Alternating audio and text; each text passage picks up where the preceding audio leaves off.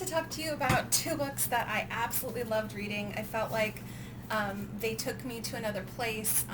I was recently reading on Facebook, and someone described books as a portal or a doorway to take you on an adventure, and these two books certainly did that. So the first book is called Woven in Moonlight, and it is absolutely fantastic. And then the sequel that I've been waiting for and I'm so excited to have is Written in Starlight, and they're just gorgeous, absolutely gorgeous covers, and the writing is just magnificent. So I'm going to start off by talking about Woven in Moonlight, and Isabel Ibanez does an amazing job of taking the reader who might not know a lot about the history that's discussed, and just really putting you in that world, and you feel just so excited to learn about all the different foods and creatures and people that are there, and culture. So I'm going to read you the description for both books and then just do a little bit of talking about it. So Woven in Moonlight, here's the description. A lush tapestry of magic, romance, and revolution, drawing inspiration from Bolivian politics and history. Jimena is the decoy Condesa, a stand-in for the last remaining Illustrian royal. Her people lost everything when the usurper Atok used an ancient relic to summon ghosts and drive the Illustrians from La Ciudad.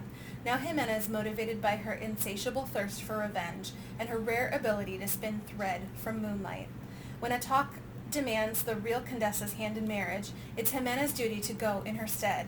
She relishes the chance, as Illustrian spies have reported that Atok's no longer carrying his deadly relic.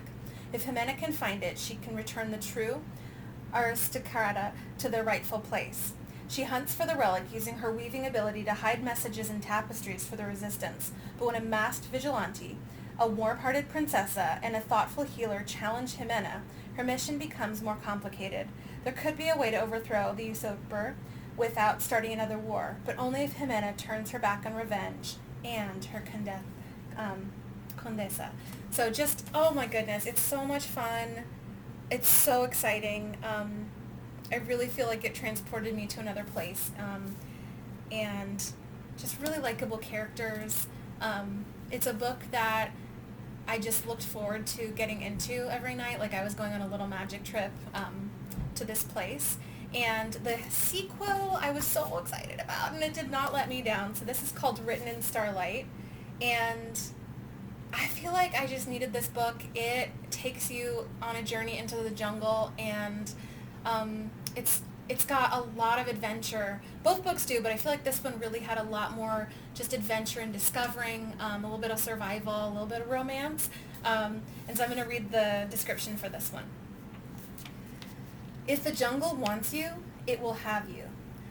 Catalina Quiroga is the Condesa without a country. She's lost the Incasia throne, the loyalty of her people, and her best friend. Banished to the perilous Llano jungle, Catalina knows her chances of survival are slim, but that won't stop her from trying to escape. Her duty is to rule. While running for her life, Catalina is rescued by Manuel, the son of her former general, who has spent years searching for allies. With his help, Catalina could find the city of gold that's home to the fierce Ilari people and strike a deal with them for an army to retake her throne.